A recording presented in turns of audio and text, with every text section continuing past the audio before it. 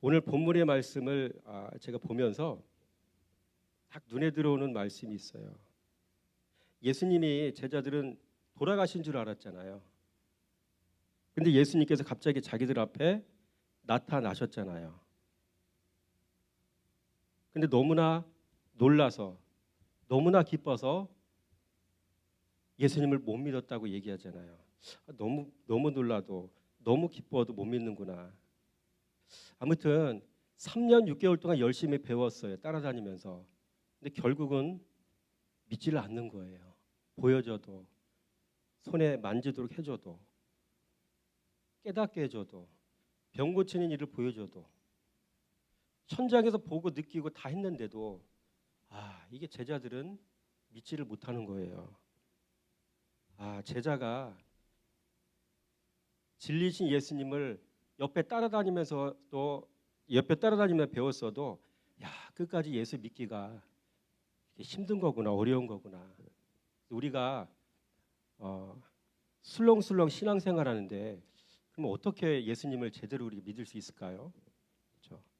제대로 붙어 다녀도 이런데, 그래서 우리의 삶 가운데 그리스도 예수이신 말씀, 그분을 우리가 늘 신뢰하며 그분을 사랑하며 묵상하며 그 말씀에 순종하며 살아갈 때 평생 40년 동안 신앙생활하고 난 다음에 1% 예수 믿는 자가 되었다라고 고백할 수밖에 없게 된다는 사실이 이런 데서 입증이 되는 것이죠. 여러분, 그리스도 예수가 말씀이심을 믿으시고요. 그 말씀에 인생의 주를 대며 살아가는 저와 여러분이 되길 원합니다.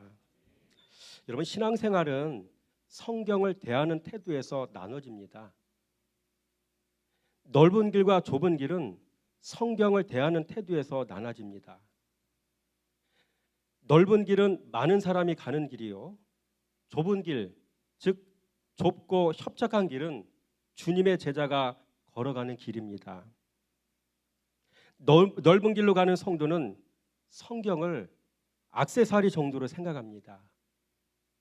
여가 생활하는 데 필요한 양서 정도로만 생각합니다. 또 넓은 길로 가는 목회자는 성경을 설교용 부록 정도로 생각합니다. 어펜딕스로 생각합니다. 설교하기 위해 들여다보는 여러 종류의 책 중에 하나 정도로 생각합니다. 그러나 주님의 제자는 성경을 생명으로 만난 사람들입니다. 성경을 진리로 만났기에 이제 성경 말씀에 줄을 대고 살아가는 사람들입니다. 이 성경 말씀에 줄을 대고 살아가기에 날마다 진리를 대면하는 사람들입니다. 이 진리 앞에서 숨겨진 죄가 드러나 숱하게 갈등하게 된 사람들입니다. 갈등하다 결국 내려놓기로 결단한 사람들입니다. 그래서 말씀 앞에서 자기가 그렇게도 사랑했던 돈을 내려놓고, 말씀 앞에서 정욕도 내려놓고, 이 말씀 앞에서 교만도 내려놓은 사람, 그래서 자기 부인을 이룬 사람이 바로 주님의 제자입니다. 여러분, 세상에 누가 교회 다니면서 이런 길을 가려고 합니까? 그래서 교회는 다니는 사람은 많아도 주님의 제자는 적은 겁니다. 그래서 주님은 이렇게 말씀하십니다. 누가 현숙한 여인을 찾아 얻겠느냐? 그의 값은 진주보다 더하니라. 우리는 오늘 이 시간에 라이프와 어펜딕스 사이에 서 있습니다. 생명과 부록 사이에 서 있습니다. 그래서 생명과 부록 사이에서 반드시 선택해야 합니다. 여러분은 어떤 길을 선택하시렵니까? 생명을 선택하시겠습니까? 아니면 가벼운 부록을 선택하시겠습니까?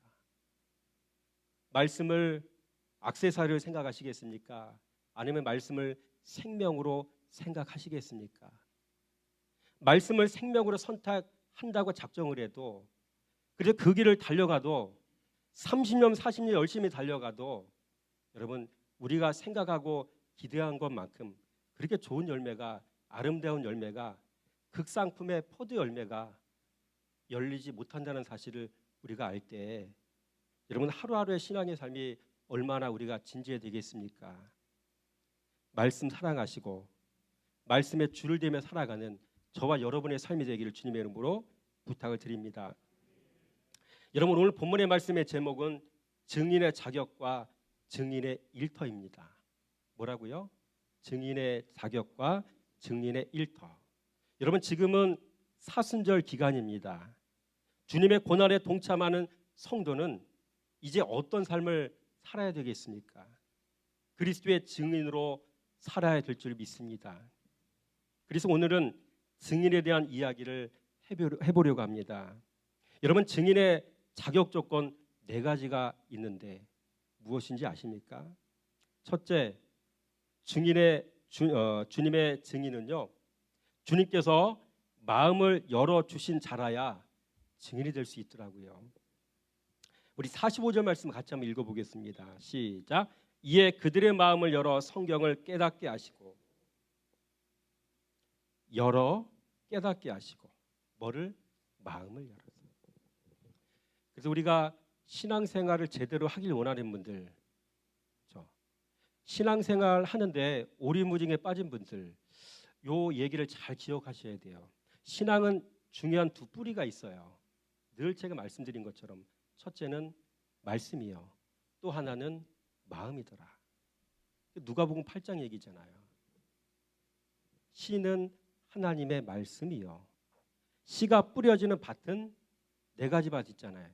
길가밭, 돌짝밭, 가시밭, 좋은 밭. 이 밭은 뭘 의미할까요? 말씀을 듣고 지키어 인내로 결실하는 자니라. 이런 말씀이 누가복음 8장 15절에 있는데, 여러분 이 밭은 뭘까요? 여러분의 마음이 밭입니다. 씨가 어디 떨어져야 돼요? 여러분의 마음에 떨어져야 돼요. 아멘. 마음에 떨어져야 돼요. 그래서 귀로 들어와서 사고의 과정을 통해서 이 가슴으로 내려와서 느껴져야 되잖아요. 여기서 없어지면 안 돼요. 여기서 정착을 해야 돼요. 여기서 그 말씀이 사무쳐야 돼요. 여기서 그 말씀에 재해석이 돼야 돼요. 이 말씀이 이 안에서 생명이 돼야 돼요. 이 말씀이 내 안에서 실제가 돼야 돼요. 이 말씀이 나를 실제가 되도록 해야 되고요, 내 삶을 실제가 되도록 만들어 줘야 됩니다. 이런 삶을 살아가는 저와 여러분이 되시길 원합니다. 마음을 열어주셨습니다. 여러분 마음이란 말을 제가 헬라 원어를 찾아보니까 누스예요. 누스.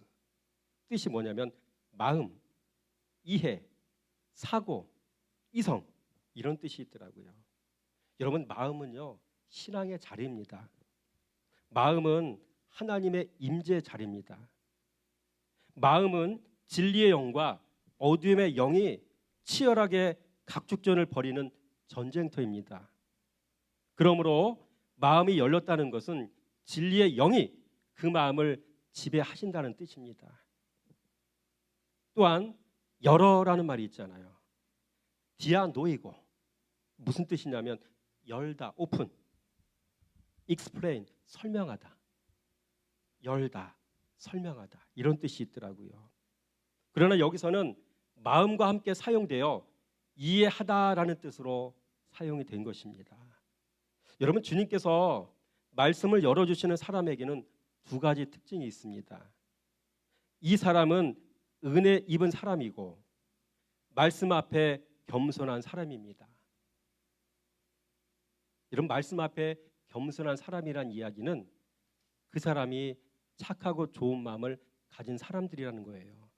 이렇게 말씀을 전해질 때 귀가 쫑긋쫑긋 세워지고, 이렇게 말씀이 전해질 때 그 말씀이 귀에 쏙쏙 들어오고, 이 말씀을 들어서 가슴에 새기고, 이 말씀 붙잡고 기도하고, 이 말씀이 머릿속에서 내 삶 속에 떠나지 않게 되고, 이런 것들이 다 그 사람이 착하고 좋은 마음을 가졌기 때문에 그런 것입니다.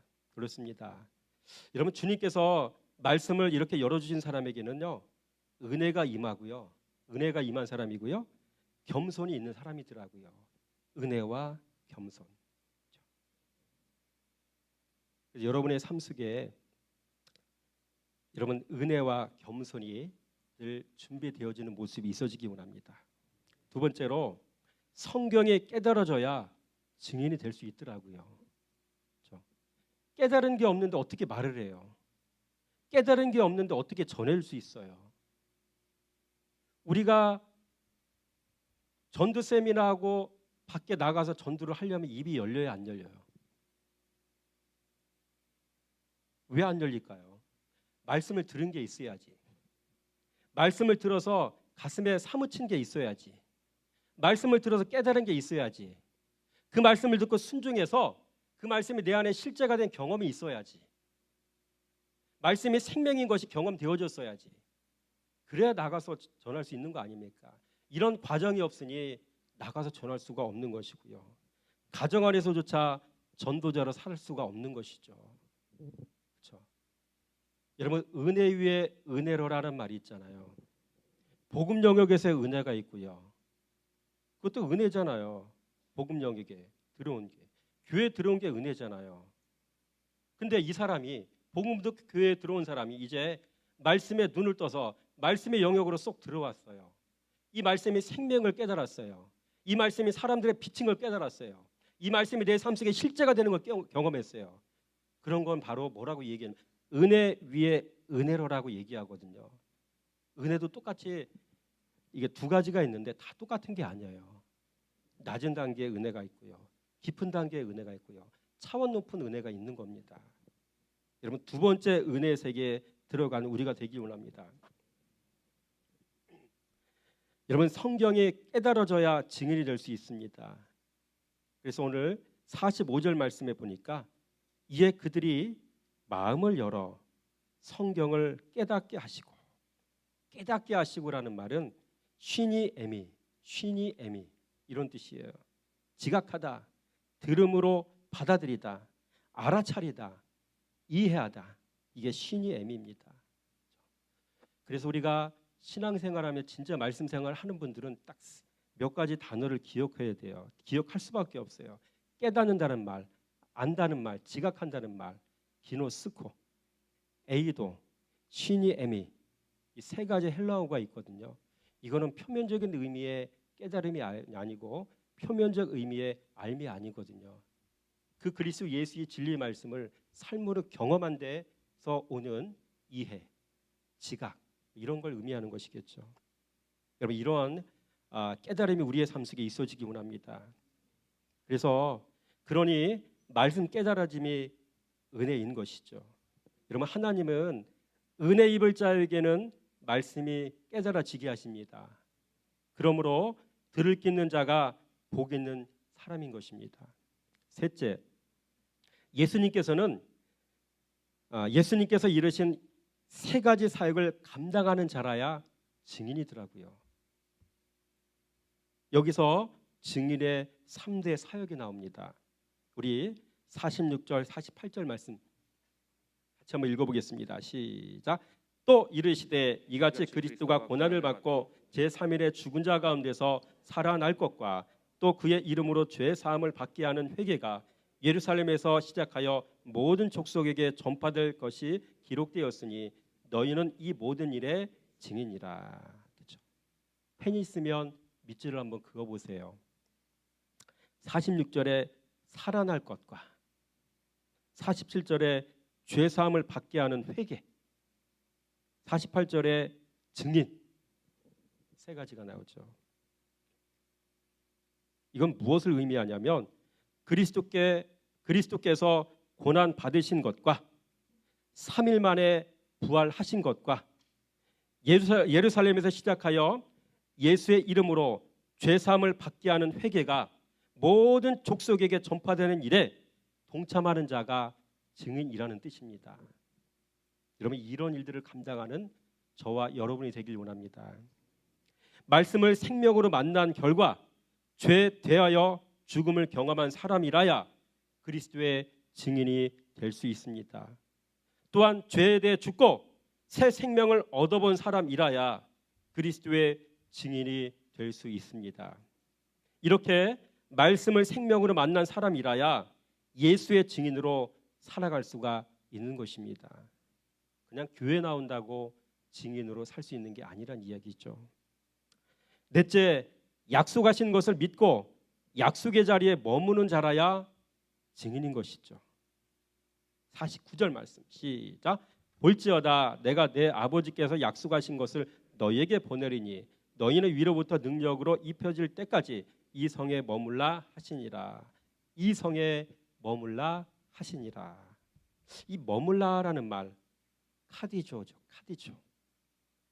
sit 앉다, 앉게 하다, 또 가장 중요한 머무르다.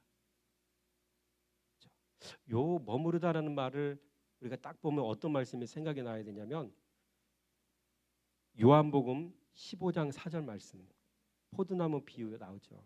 내 안에 거하라. 나도 너희 안에 거하리라. 내 안에 거하라. 메누.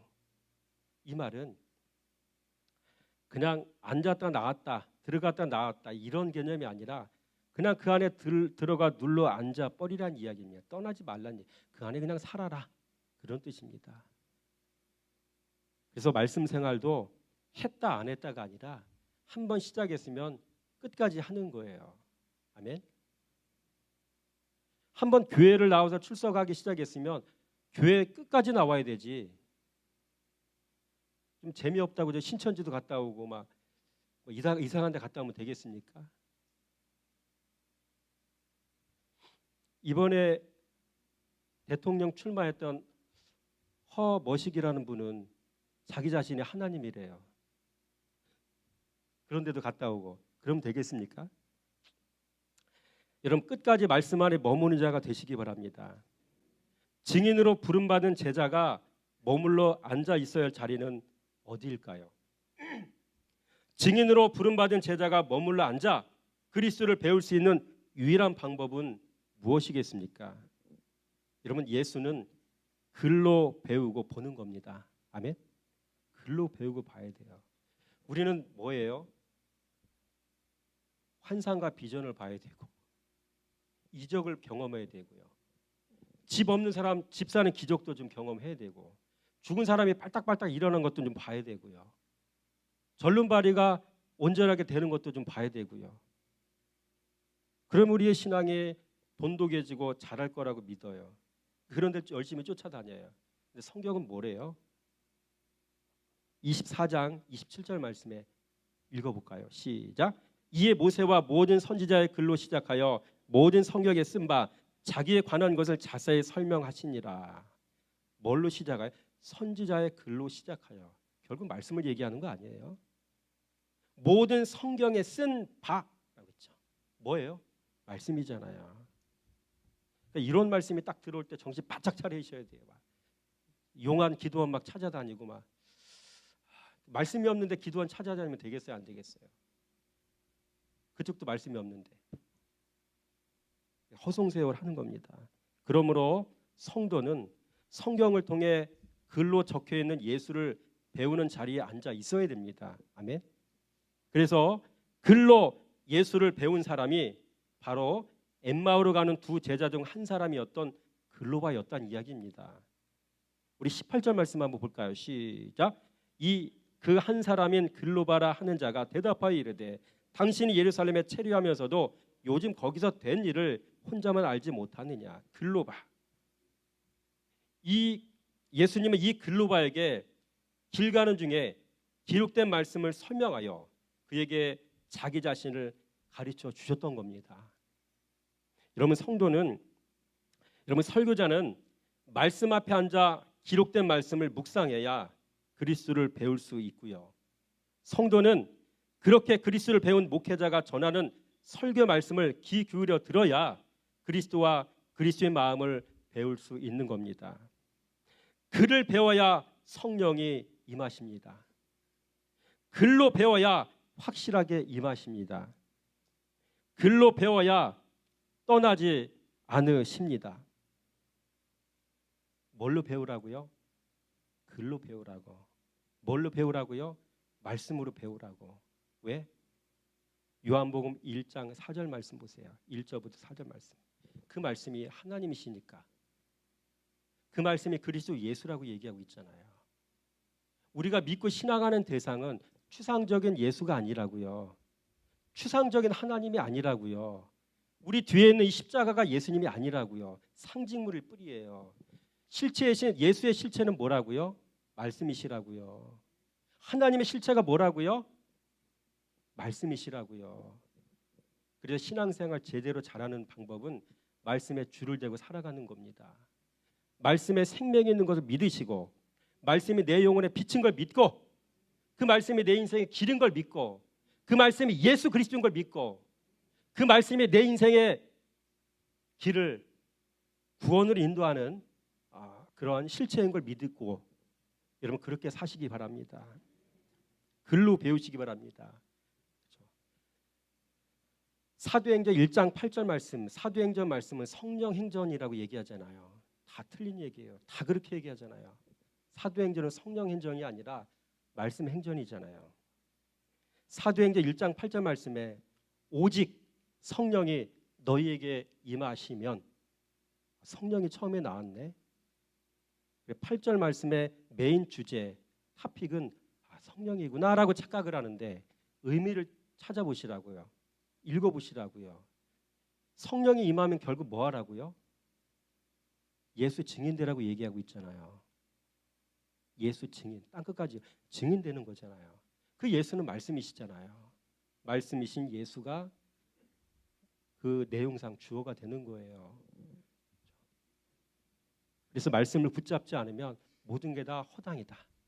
요 사실만 알고서 신앙생활에도 길든 방향을 잘 잡은 겁니다. 이것 자체도 모르면 신앙생활이 또 인생이 오리무중에 빠지게 될 수밖에 없는 거예요. 40년, 50년 달려가도 제자리인 겁니다. 이걸 모르면. 이걸 알고 이거를 믿고 이것대로 하면 40년, 50년 달려간 사람보다 여러분 굉장히 빨라질 수밖에 없겠죠. 말씀에 줄을 대며 살아가는 저와 여러분 되기 원합니다. 여러분, 제자가 증인으로 살 곳은 또 어딜까요? 증인으로 살아야 되잖아요. 제자가 증인으로 살 곳은 어디겠습니까? 24장 50절 51절 말씀 시작. 예수께서 그들을 데리고 베다니 앞까지 나가사 손을 들어 그들에게 축복하시더니 축복하실 때 그들을 떠나 하늘로 올려지시니. 여러분, 예수님께서 제자들을 인도하신 종착지는 어디라고요? 대답이 없네요. 어디로 가셨을까요? 50절에 보니까 어디까지 갔어요? 제자들 데리고 베다니까지 갔잖아요. 베다니, 이제 잃어버리면 안 돼요. 어디까지 갔다고? 베다니까지 갔어. 예수님의 출생지는 어디? 베들레헴. 같은 비읍 들어가잖아요. 예수님의 마지막 승천하잖아요. 거기서 승천하기 바로 직전에 가신 곳이 어디라고요? 베다니. 베들레헴, 베다니. 잘 기억하세요. 굉장한 의미가 있는 곳이에요. 여러분, 예수님께서 제자들을 인도하신 종착지는 바로 베다니였습니다. 예수님은 이제부터 증인의 삶을 살아야 할 제자들을 그들이 사역할 사역지까지 이끌어 놓으시고 그들이 보는 앞에서 하늘로 승천하신 겁니다. 그것이 바로 사역지라는 뜻입니다. 어디가? 베다니가. 여러분, 베다니라는 말 헬라어도 보니까 베다니아 이렇게 써 있더라고요. 뜻이 뭐냐면 따라서 합니다. 가난하고 고통받는 자들의 집. 베다니의 뜻이 뭐라고요? 가난하고 고통받는 자들의 집, 이런 뜻이더라고요. 예수님의 모든 사역을 잘 살펴보면 일관성이 있어요. 왜? 그분이 진리이기 때문에, 시작과 끝을 아시는 분이기 때문에 그 과정 또한 일관성이 있는 거예요. 여러분, 예수님은 예루살렘에서 요한복음 2장 혼인잔치가 나와요. 가나 혼인잔치가 나오잖아요. 그리고 그 다음에 성전 청결 사건 나오는데 성전에 들어가서 보니까 머판 5분 전이더라고요. 강도의 소굴이었단 말이에요. 돈 바꾸는 사람. 거기 제사장들은 뭐 했어요?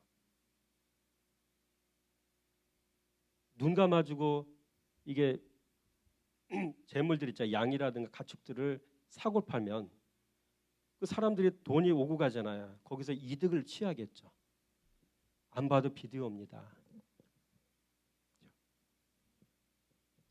그런 곳이 바로 예루살렘 성전이었거든요. 여기서 예수님께서 상을 뒤엎어 버리시고 그렇잖아요. 그랬더니 기득권자들이 어떻게 화가 나잖아요.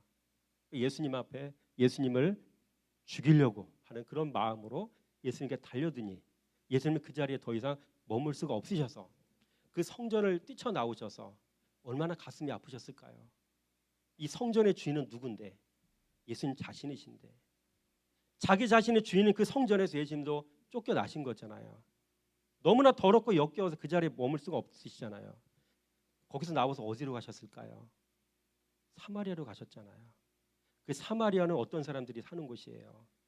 죄인이라고 낙인 찍힌 사람들, 그렇죠? 유대인의 어떤 정통성을 이어받지 못한 사람들이 사는 것, 손가락질 받는 사람들이 사는 것, 유배지 같은 곳이 그런 곳이고요. 유대인들이 이 지역을 지나갈 때도 그냥 그 통과해서 지나가지 않아요. 멀리 돌아가요. 재수 없어서. 그런 곳이 바로 사마리아인데 이것이 바로 낮고 천한 곳이고, 그렇죠? 예수님은 사역은 그런 데서 하셨어요. 그곳으로 가신 거예요. 성전 나오셔서. 거기서 만난 사람이 어떤 여자입니까? 사마리아 여자 아닙니까? 그렇죠? 이 삶을 들여다보세요. 얼마나 도덕적으로 부정하고 문제가 있습니까? 그런 곳에 주님 가신 거예요. 여러분, 제자들이 증인으로 살아야 할 사역 현장이 바로 이런 곳이라는 뜻입니다. 사마리아 같은 지역. 그리고 예수님이 마지막 승천하시기 전에 제자들이 이끌고 가셨던 베다니 같은 곳. 그렇죠? 이 베다니는 가난하고 고통받는 자들의 집이라고 했죠. 그런 사람들이 있는 곳에 주님은 이 제자들을 데려다 놓으시고, 알았지? 이곳이 바로 너희들의 사역할 현장이야. 이곳에 있는 사람들을 살려야 돼. 그리고 니들 성전 한번 따라가 봐서 알지? 거기에 걔네들 말씀 듣겠냐? 돈으로 눈이 뒤집혀 있는 사람들, 명예욕에 사로잡힌 사람들, 음란한 사람들, 교만과 시기로 가득한 사람들, 자기는 뭔가 대단한 사람이라고 착각하는 사람들, 그런 사람들의 마음에 너희들은 말씀을 전하면 그들에게 들어가겠니? 그러니 일찌감치 마음 접고 이런 곳에서 숨은 보석을 찾아내라. 그래서 베다니로 데려가신 거예요. 또 예수님 자신도 사마리아 같은 지역에 사역하신 거고. 여기서 우리는 주님이 어떤 사람들에 관심이 있으신지, 그렇죠? 이런 것들을 우리가 눈치챌 수가 있는 것이죠. 여러분, 제자들이 증인으로 살아야 할 사역의 현장이 바로 이런 곳이란 뜻입니다. 앞으로 이런 곳에 가서 사역하라는 뜻이었습니다. 그렇다면 오늘날 가난하고 고통받는 자들이 누구입니까? 교회 안에 있으면서도 복음은 들어도 말씀을 듣지 못하여 죄를 이기지 못하고 그 죄에 결박되어 사는 그런 사람들이 바로 고통받는 사람들 아니겠습니까? 그래서 오늘날은 두 가지가 전해져야 됩니다. 교회 밖에 있는 사람들에게는 복음을 전하여 복된 소식을 들려줘야 되고요. 또 복음 듣고 교회 안에 들어온 이들에게는 말씀 듣고 자신의 죄와 싸워 그 죄를 이겨내서 하나님 나라를 소유하고 또 그 하나님 나라를 누리며 살도록 해줘야 하는 것입니다. 그런데 오늘날 교회 안에는 많은 사람들이 말씀을 만나지 못해 고통을 안고 살아가고 있습니다. 무엇을 먹을까? 무엇을 마실까? 무엇을 입을까? 이것들을 위해 염려하며 살아가고 있지 않습니까? 자신의 마음에 가득한 죄를 이기지 못해서 죄책감을 가지고 살아가고 있지 않습니까? 예수를 배우지 못해 끊임없이 높아지려고 하는 교만한 삶을 살고 있지는 않습니까? 이렇게만 얘기하면 잘 이해를 못해요. 교회 안에 있다 보면 여러 찌를 보잖아요. 자꾸 누군가 나를 알아주길 원하고, 뭘 해도 남이 안 보게 하는 것이 아니라 이게 주님의 뜻일 텐데 나를 드러내야 돼. 내가 이거 했다. 나 이 정도다. 그리고 나를 30평 아파트 살았는데 이제 50평으로 이사 간다. 자랑해야 되는 거고. 이 모든 것들이 다 뭐와 관계되는 거예요? 교만과 관계되는 거잖아요. 그렇게 한들 마음의 만족감이 있습니까? 기쁨이 있습니까? 헛된 것을 쫓고 살아가고 있는 것, 이런 것들이 바로 교회 안에 있는 모습들 아니겠습니까? 여러분, 공동체 안에서 형제의 영혼을 죽이는 언행으로 그들의 영혼을 죽이면서도 아무렇지도 않은 듯 살아가고 있지는 않습니까? 이들이 바로 말씀 만나지 못해 자신의 죄를 해결하지 못하여 자신의 영혼을 죽이고 또 타인의 영혼을 죽이는 악순환을 반복하는 삶을 사는 죄로 고통받고 사는 사람들입니다. 바로 이런 곳에 말씀이 필요하고 이런 이들에게 말씀이 필요한 것입니다. 따라서입니다. 주님, 제가 바로 그 말씀이 필요한 사람입니다. 이런 깨달음이 정말로 느껴져야 이게 진짜 제대로 가는 겁니다. 말씀을 들을 사람은 그들이 아니라 나. 이런 말씀 생활하다 보면 두 가지 사실을 깨달아요. 첫째, 내가 바로 불신자였구나. 진짜 깨달았는데 내가 불신자였구나. 둘째, 교회 안에 있어도 내 주변 사람들이 다 불신자구나. 이 두 가지를 깨닫게 되더라고요. 저는 저만 그런 줄 알았어요. 근데 말씀을 묵상하는 목사님과 같이 대화를 나누다 보니까 깜짝 놀란 게 비슷한 고백을 해요. 자기 자신이 무섭고 그들도 그리스도를 모르는 것 같아서 안타깝고 이런 것들 똑같이 느낍니다.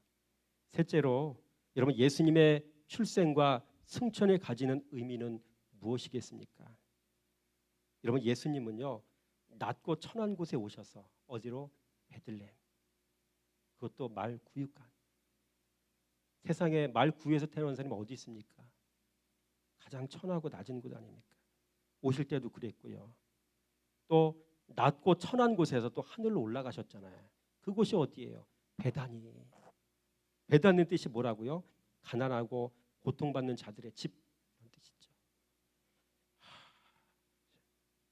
이런 베들레헴 마구간에 오셔서 베다니에서 하늘로 올라가셨습니다.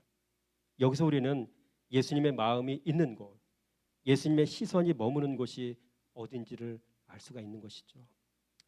결론입니다. 여러분, 정리하자면 이렇습니다. 말씀을 생명으로 맞는 사람이 되어야 한다는 이야기 말씀드렸고요. 증인의 네 가지 자격 조건을 또 말씀드렸습니다. 첫째, 말씀 앞에서 착하고 좋은 마음이 되길 원하고요. 우리가 말씀이 깨달아지는 은혜를 우리가 입어야 되고요. 주님의 고난과 부활에 동참하여 그리스도가 말씀임을 전하게 하시고 또 그 말씀이 생명임을 전하는 하나님 나라를 누리며 사는 자가 되시길 바랍니다. 또 말씀 안에 머무는 자로 사시기 바랍니다. 머문다는 말은 인내와 연결이 되는 겁니다. 듣고 지키어 인내로 결실하느니라. 구원은 인내하고 관계가 되죠. 끝까지 견디는 자는 구원을 얻으리라. 그래서 이런 하나님 말씀이 들어온 사람들은 과거의 삶이 어떠했든 이제는 진리가 안에 들어온 사람들은요, 삶 자체가 촐싹거리는 삶이 될 수가 없어요. 가벼운 사람이 될 수가 없습니다. 무거운 사람, 이제 진리가 든 사람, 예수가 무겁게 들어차 있는 사람, 그런 사람이기 때문에 여러분 늘 이렇게 진중할 수밖에 없고 무거울 수밖에 없고 사람들에게 어떤 삶의 바로미터, 기준점이 될 수 있는 그런 사람이 되어야 되지 않겠습니까? 그래서 여러분의 삶 속에 이런 귀한 은혜가 있어지기를 원합니다. 기도하겠습니다. 참 좋으신 하나님 감사합니다. 오늘도 하나님의 생명의 말씀을 통해서 우리가 착하고 좋은 마음이 되기를 우리가 먼저 힘쓰고 애쓰며 기도해야 된다는 사실을 아버지 배웠습니다. 그리고 증인으로 살기 위해서 아버지 착하고 좋은 마음으로 말씀을 듣고 깨닫는 자 되고 또 그리스도의 고난과 부활에 동참하고 말씀이 그리스도이심을 알아 그 말씀을 실제로 경험하며 그 말씀을 세상에 전하는 자 또 하나님 나라를 받아 누리며 사는 자가 되어야 할 줄 믿습니다. 또한 끝까지 견디는 자는 구원을 얻으리라 말씀하신 것처럼 말씀 안에 머물러서 우리의 구원을 완성해내는 하나님의 극상품 포도가 될 수 있는 우리 모두가 되어지기 원합니다. 아버지, 우리의 삶 속에 이와 같은 다짐과 작정함이 있어지게 하신 주님의 은혜 감사드립니다. 아름다운 열매 아버지 있어지게 해주시기 원하며 예수님의 이름으로 감사하며 기도드렸습니다. 아멘.